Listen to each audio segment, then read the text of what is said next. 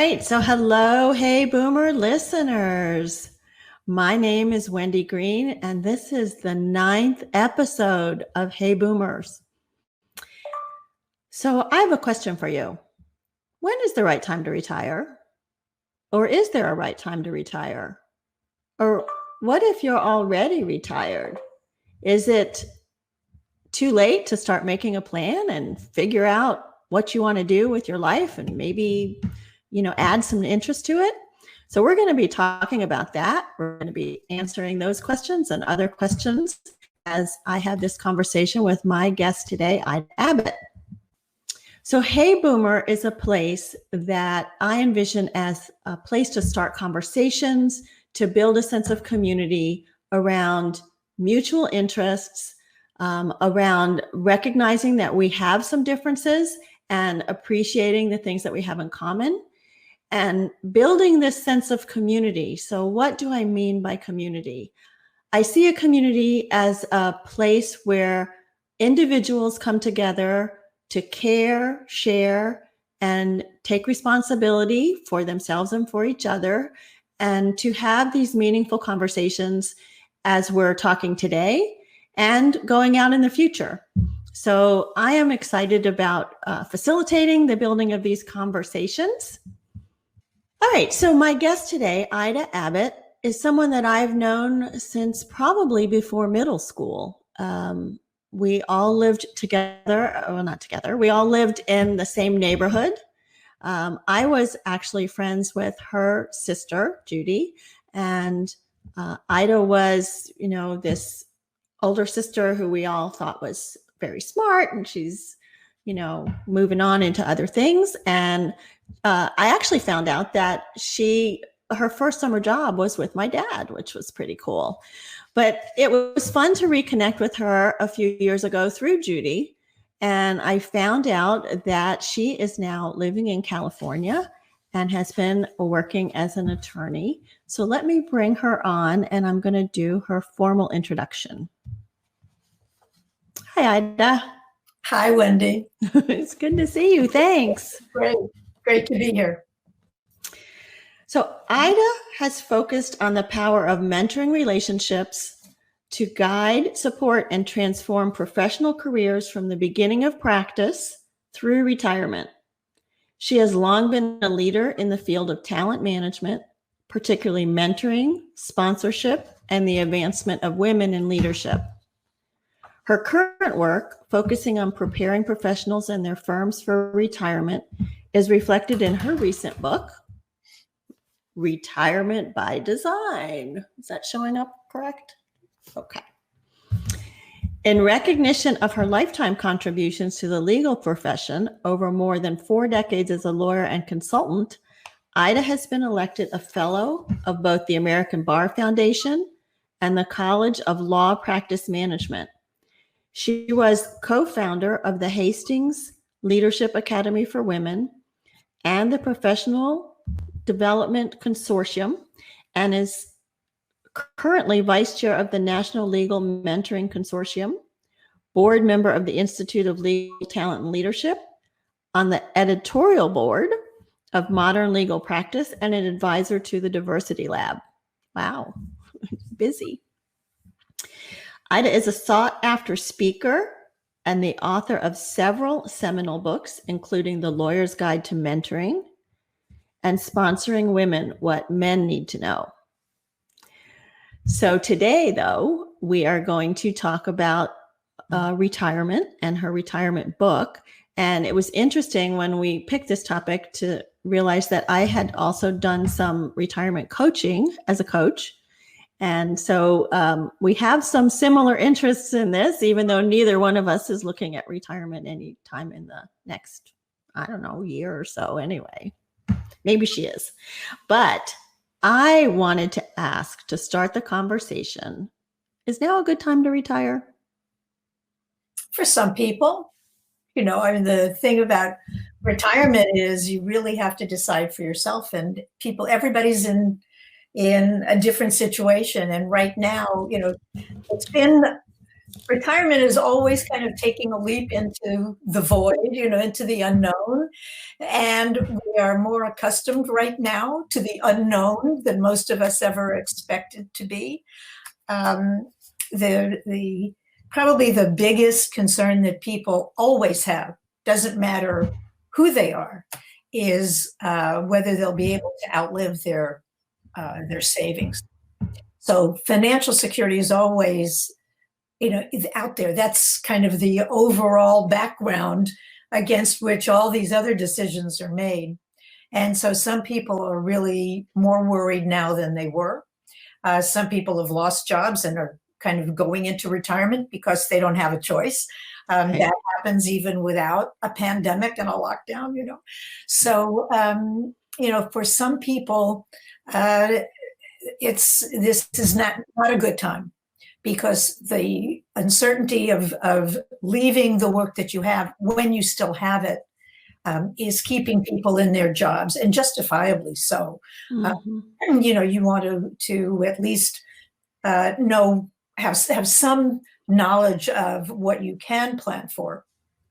And, I will say, if what you were planning to do is retire and travel, now might not be a very good time. You may want to stick around a little bit longer.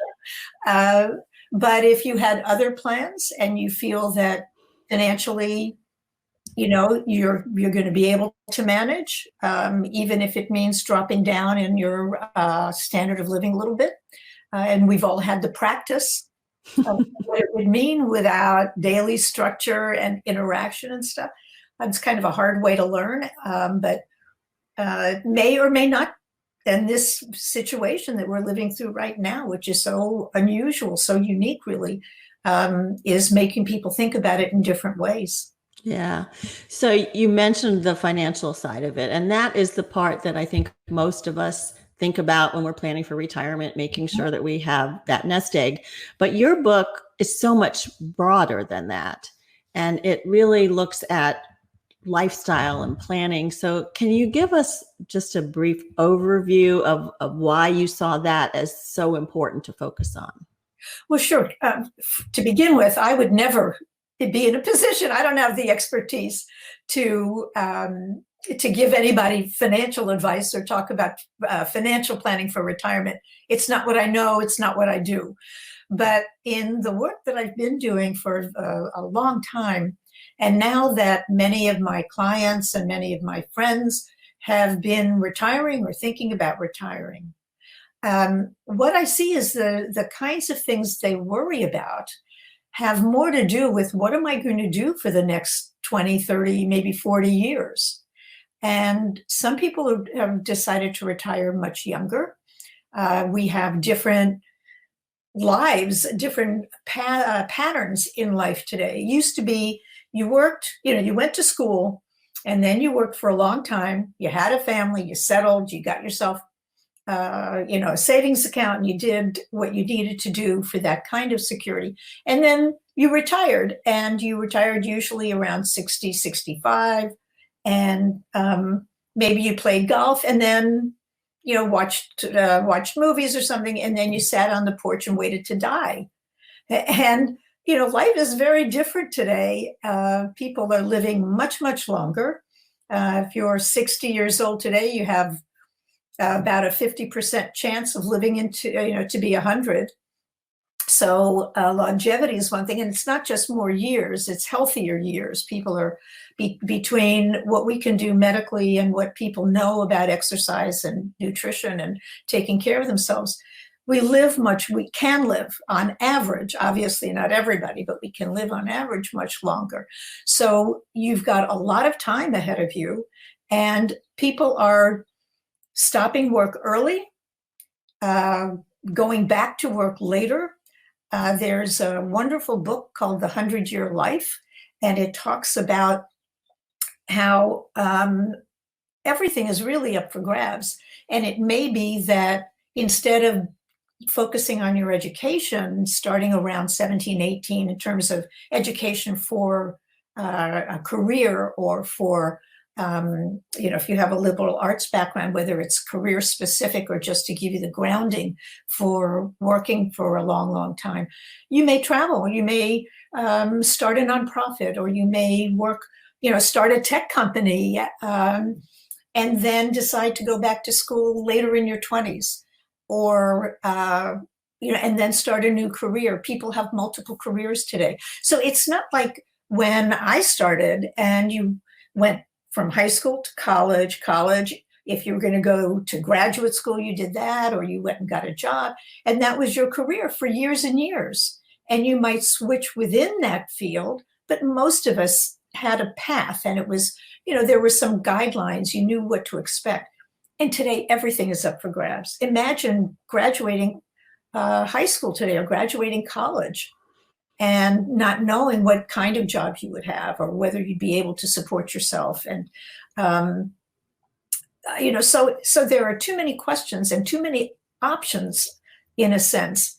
And at the same time, no guidelines, no specific, paths, and no financial security.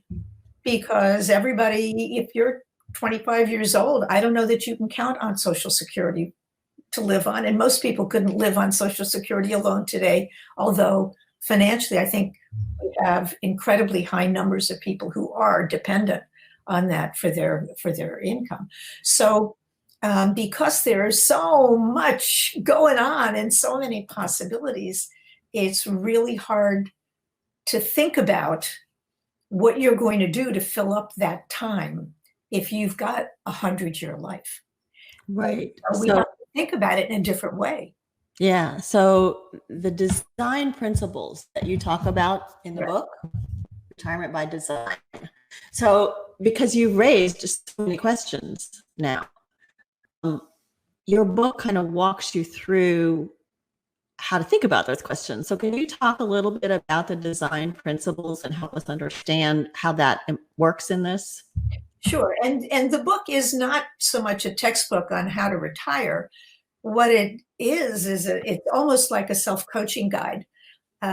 It's the kind of questions that a coach would ask you to think about. And it tells you the sorts of the areas you should be considering. But the answers really have to be your own. And most of us don't take the time to really think deeply about what we would like to do and how we want to do it. And because this is so amorphous, we need to think about it in a more open-ended way, because the possibilities are so great, they could change. And so we also want to be adaptable. And, typically we learn, or some of us are naturally linear thinkers. And so we set a goal. We want to have a happy retirement.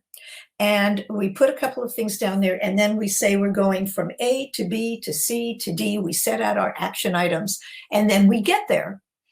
And it's not that way when you're dealing with a very long stretch of time with many possibilities and a lot of things. And of course, the older you get, the more unknowns pop up, the more surprises there are that you can't necessarily plan for. But there are a lot of things you can anticipate. So the principles of design thinking come out of product design. And when does these people, it was a company called IDEO and a number of other design companies. What they do is they start in a different place. There are 5 steps basically. And so what we've done is adapt them to life planning. And the steps are empathy. It's looking at the user and not thinking, as an expert. If I were solving this problem, I would solve it by this, that, and the other. And knowing what I know, this is the correct answer. So let's plan to get there. Instead, you look at the user and you say, what would be best for the user? What does the user want and need? What would make that person the most, would make them comfortable and happy? And when you're talking about retirement, of course, the user is you. So this is in a way self-empathy. The second step is called definition. And by doing that, once you have a good sense of who you are and what kinds of things are important to you. You can start saying, where would they fit into a retirement plan? And start mapping out some possibilities and kind of, this is where you can use your imagination and draw pictures and start imagining where your happiness might lie. And then starting to brainstorm. We call this ideation.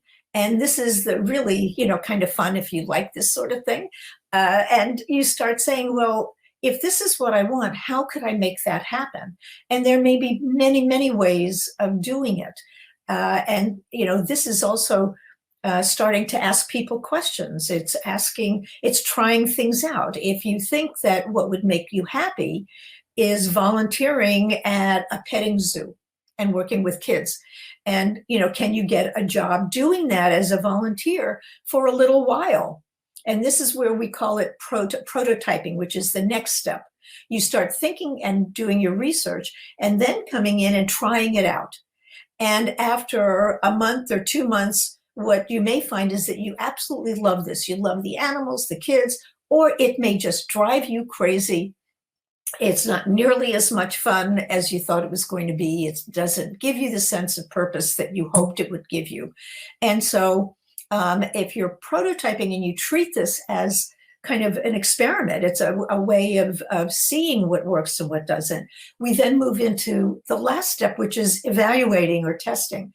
And you say, if it didn't, if it didn't live up to my expectations, can I change it? Do I want to change this and just adapt it in some way? Or do I want to just forget it and move on to something else?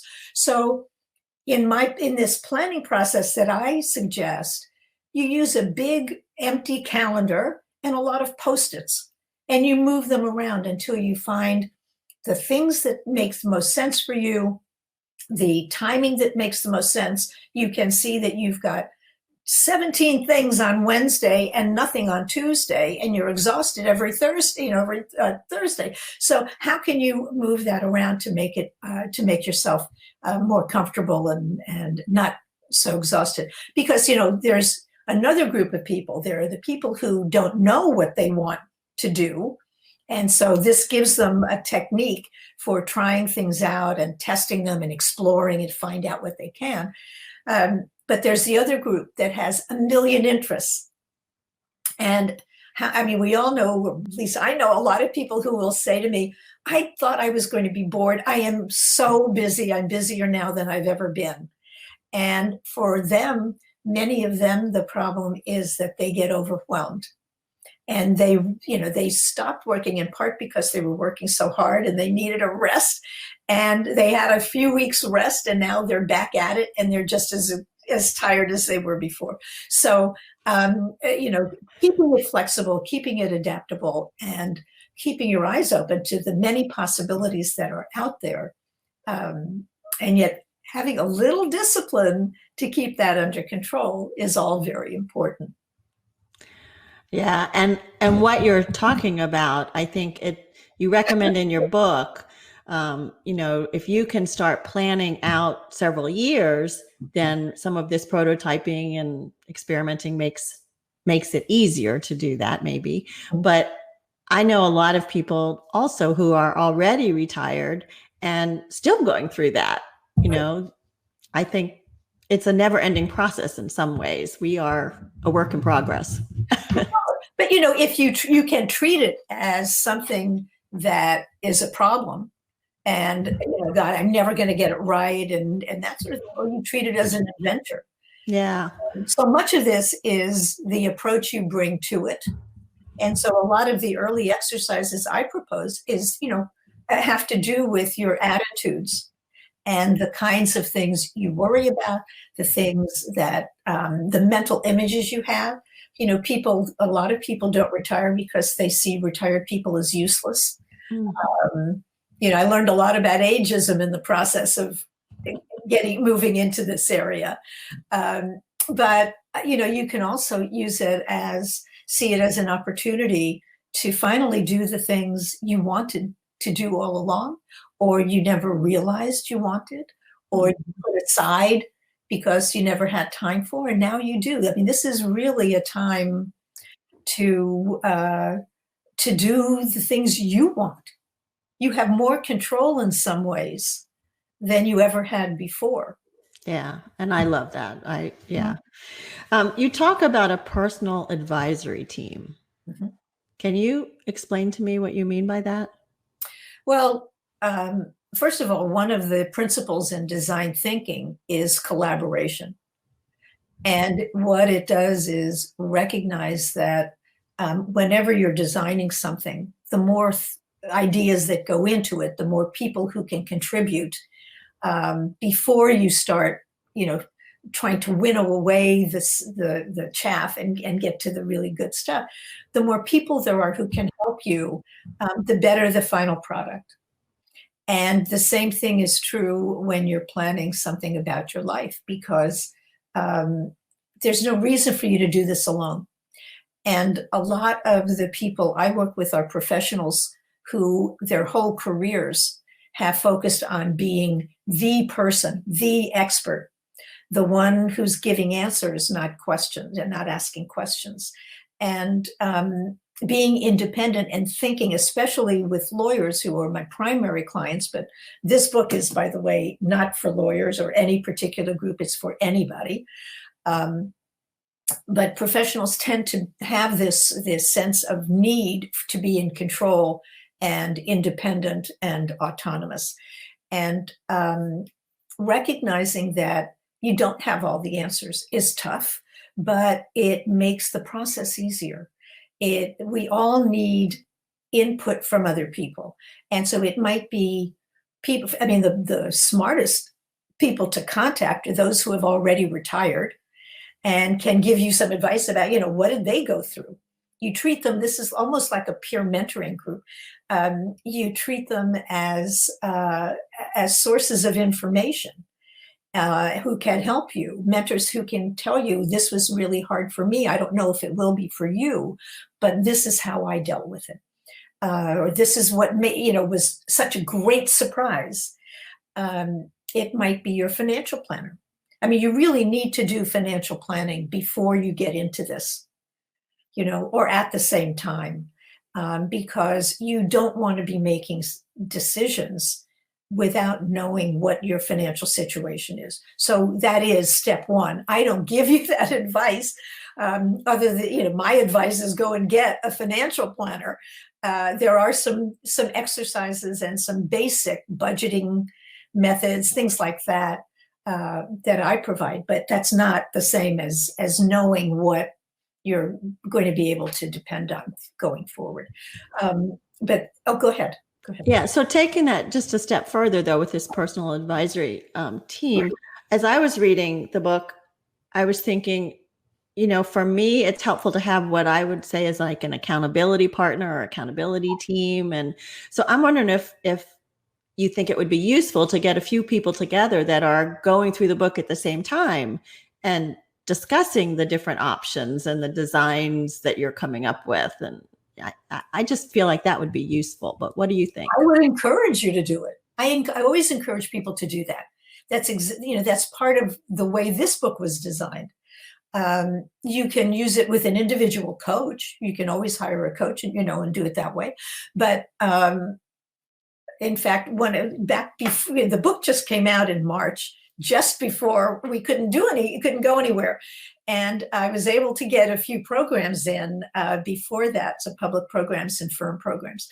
And I was working with a group in Los Angeles. They were the first group, and they got the books before they actually came out. And so we were able to see them, and there were about 40 people in the room. And a couple came up to me afterwards and said they were doing exactly what you said. They didn't know each other beforehand, but they had decided that they would work independently and every month get together to compare notes and see they were going to decide, what to focus on and then get together. And I was thrilled because, yes, that's exactly what I'm talking about. If the more you think about this by yourself, and for people who are very, very private, it's not easy to do, but you can be private in the book and then talk to somebody about the things that eventually you'll feel safe. Gradually you will feel more safe talking about them with someone else when you realize other people are going through the same thing and having the same challenges. And so that's a very worthwhile thing to do. Yeah. I would invite as many people as you think can give you help. Sometimes it's just somebody who thinks really creatively, and they may give you ideas. There's not a chance you're going to do any of them, but at least they can spark a little imagination. I think a lot of people suffer from a lack of imagination, especially when we have to deal with ourselves. Well, yeah. And, one thing we learn in coaching is about these self-limiting beliefs. And so, right, if we're sitting there trying to think up, what are we going to do? We're going to have these ideas that are only this wide. Right. And so I love, talking to other people. And some of the exercises are geared to reframing, which is what how do you do that? I can't do this. Well, how do you switch that? I could do this if, Right. I can do this. It's not a hard thing to do, but somebody has to remind you to do it, because we all live with those self-limiting ideas in our minds or images that are based on our knowledge, right, but don't represent everything out there or all the kinds of experiences that people have. And, there are a lot of very tough things that happen when you retire. And some of them are dangerous. A lot of people become very, very isolated, but they don't have to be. You don't have to be, but you have to be willing to recognize you have to make some effort. It doesn't have to be tough, and it doesn't have to be a huge amount of effort, but you have to do something. And so, what I've tried to do is help people figure out, if I'm alone, because I don't have an office to go to anymore. Not that any of us do anymore. Those who work from home have an edge there. But, I'm not. And in fact, look at the trial period that we've had now. I mean, anybody who is, sitting at home, whether you're hard at work or you're looking for something to do, you have a moment to think about, what have I learned about myself and the things that are important to me and not important to me while I've been through this. And for some people, one of the things they miss the most is not having other people around them. And, even the people who are annoying, and, the people who make you want to stay in bed and not go to work, not go to the office every day, at least you're interacting with them. There's some social connection. There's somebody you might go to lunch with. And a lot of people are missing that more than anything. And if you know now that that's really important to you, you can set things up so that when you retire, you aren't alone. And that's especially true for people who are single, and who are living alone and living through all of this. And so finding ways to stay connected, to be connected, to make new friends, new connections, this is an important time to do that, both to recognize that level of self-awareness and what you can do about it. So something that we talked about at one point was, a lot of times you said you coach people starting to think about retirement, and you say, but what about your spouse? What is your spouse thinking about it? What if their spouse isn't thinking about it? I mean, is there a way to kind of get them engaged? Well, if they're not, you better get them engaged. I mean, this is a pretty serious step, and with very serious and long-term repercussions. So, if you are married, there are at least two of you involved in this decision. It does surprise me a little communication some couples have about this. And sometimes it's because there's only one person with a job, working outside, and they're reluctant, they're afraid. Sometimes it's that there are two people, both of them working, and one wants to retire and one doesn't. And in fact, I had, my first clients, uh, included two women who were both very high-powered professionals. And one of them had a husband who had retired and was pushing her to retire because he wanted to go do things and he had a lot of plans and she didn't want to. She was at the peak of her career. She was loving what she did. She felt successful and everything, was just where she wanted it. And she was having to deal with the pressure at home of somebody who already had retired and wanted a companion, wanted somebody around like he was. And the other woman was the primary wage earner in her family. Her husband had given up his career and stayed home to raise the kids, and the last child was leaving for college.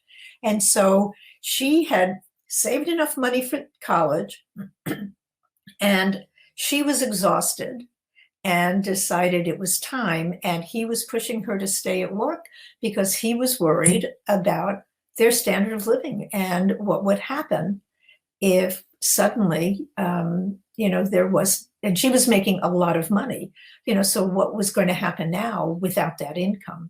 And so, having both of those at the same time gives you quite a perspective about how differently people approach things. And the problem was, in both cases, they were avoiding conversations that really needed to be had about, because it didn't have to be an either or, but they hadn't even reached the point where they could talk about possibilities and how to make it work, even if one stayed in her job or one left her job. And until you have that conversation, you really aren't going to get anywhere. It's kind of, for some couples, it's a negotiation. It's always a negotiation, but it's how hard or easy the negotiation is going to be.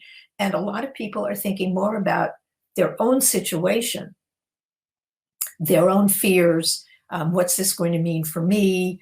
I had it wasn't a client, but I took a class on life changes and stuff like that a few years back. And one of the instructors gave an example that I couldn't believe, because he was a coach. And he talked about the fact that he worked from home and did all of his coaching either virtually or in an office that they had set up at home. And his wife, who had never been around the house, was retiring. And he was really worried about what this was going to do to him and his career.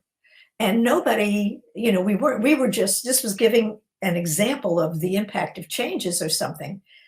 And we weren't supposed to ask questions, but before we left, I could not help myself and ask, well, what about your wife? This is, for her, a life change.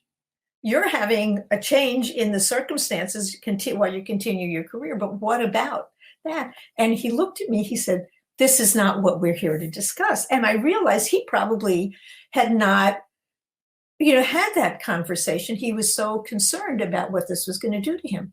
And yet retirement is one of the most difficult transitions you have in life.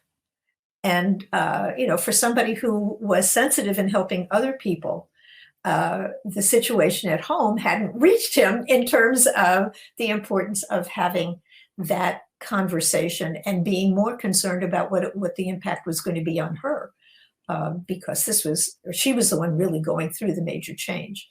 I think it's in one of the top 10, right? In the top 10 life. Yeah.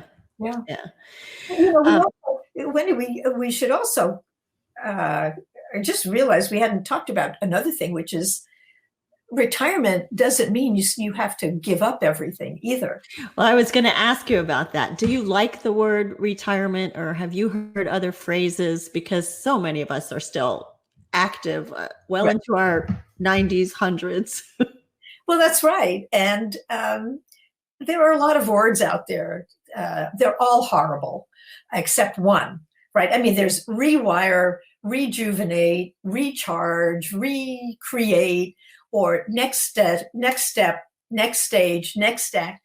There's nothing wrong with the words. They're fine. It's just that they're hackneyed. And, what they don't really do is give us a sense of the possibilities that are there. And my favorite is what I just recently learned was the Spanish word for retirement, which is jubilación. And it's the same in English, jubilation. It is a time of freedom, a time to rejoice.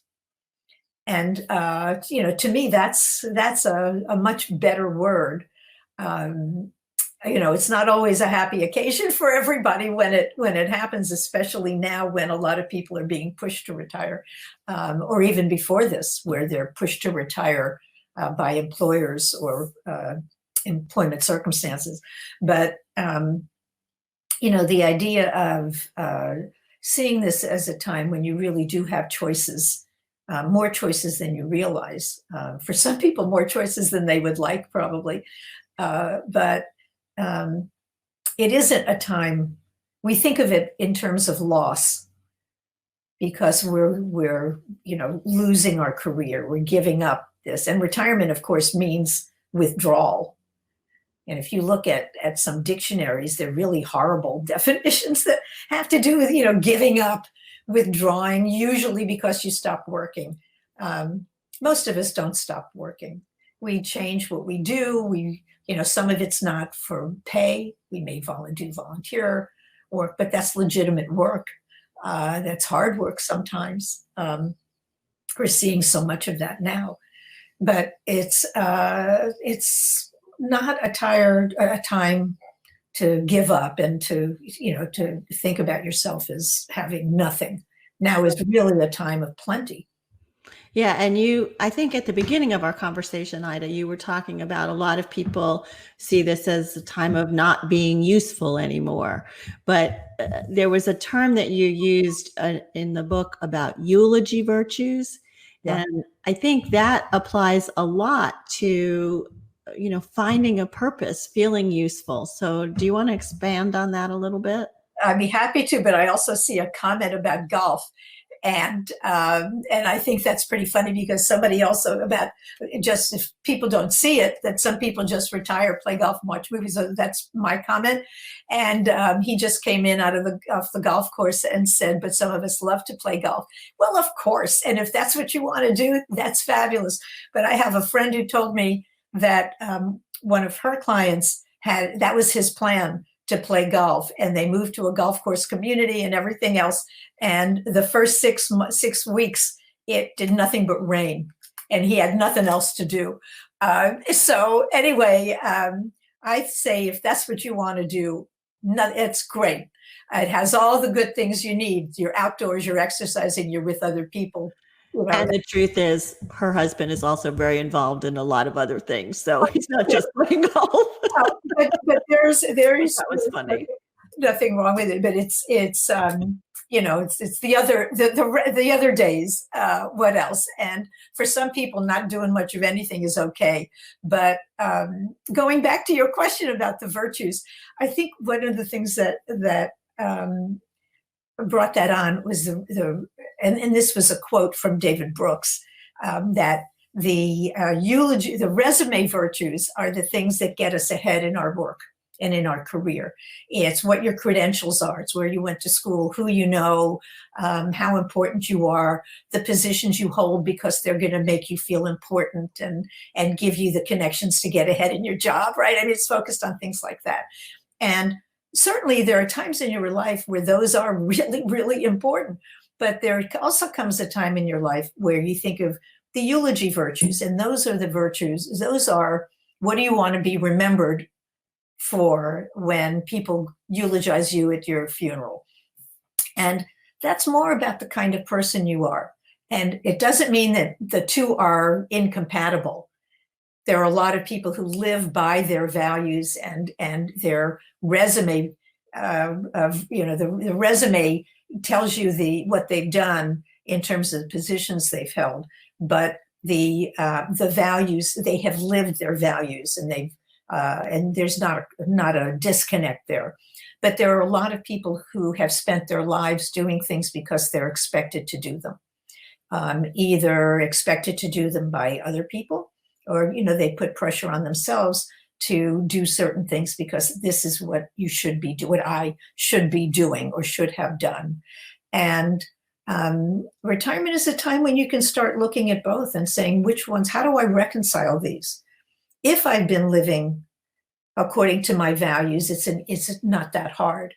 But for a lot of people who started out feeling, for example, feeling very idealistic and really spent 3 decades or 4 decades in the rough and tumble business world, where a lot of those values were pushed aside, or they weren't given the full expression that they should have been. Now is a time when you can change that. And that's where these eulogy values come in. So now's the time to reconcile them, to balance them, or to just move into those more important things and choose to give them the priority that you may not have been able to give them or thought about giving them before. Yeah. I don't know if you see Elizabeth's comment here that it is hard to experiment in some ways, and getting some other things done for now is good. But yeah, so that's part of the book. And there were so many other parts of the book that we weren't able to get to today. You talked about the finances, but health, legal, medical arrangements, all of those kinds of things that we need to think about. I highly recommend it. And I highly recommend finding somebody else to kind of work through it with you, because I think it's a great conversation starter and inspiring you to think about things. So thank you for writing this. That was. Oh, thank you. Thank you for, pushing it and for encouraging people to buy it and read it. Yeah, no, I think it's awesome. You should put your comments on Amazon, by the way. It looks kind of. Oh, okay. Yes. Right. Yeah. So you can go to Amazon and get it. You can also go to idaabbott.com and get it. In fact, I can put that up. Any bookseller can get it. Yeah. If people have questions, I'm happy to answer questions privately and stuff too. And I was going to say, I think some people have taken the time to share comments and, refer this to other people. If they have questions after they listen to this broadcast and they want to leave comments, I'm happy to answer them or forward them on to Ida if you'd like to do that. Let me just tell you about our guest for next week. She's amazing. Her name is Glennis Redmond.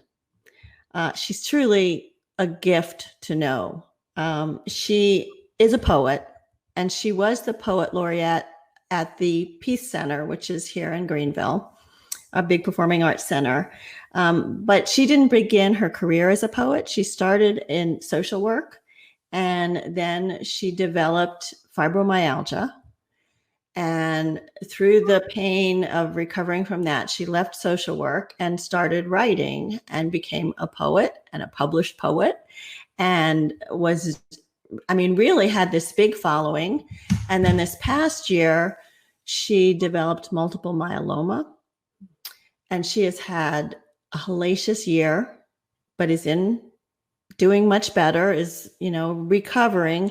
And her story is about how going through this pain and these illnesses in her life has helped her and encouraged her to dig deeper and find meaning through her poetry. And the Buddhist saying that says pain is inevitable, but suffering is optional. She lives that. And so, just to hear her speak, her tone, her cadence is fabulous. It's a gift. And I think her story is going to be amazingly inspiring. So I hope you all will join us for that. I really appreciate all of you for being here today, for being part of the Hey Boomer community. Ida, thank you so much. This has been a great conversation. Well, thank you for having me. It's wonderful to see you again. You too. And I know you've been seeing some of these comments, so my mom says hi. Yeah. All right. Thank you, Hey Boomer audience. I will see you all next week. Bye-bye. Bye.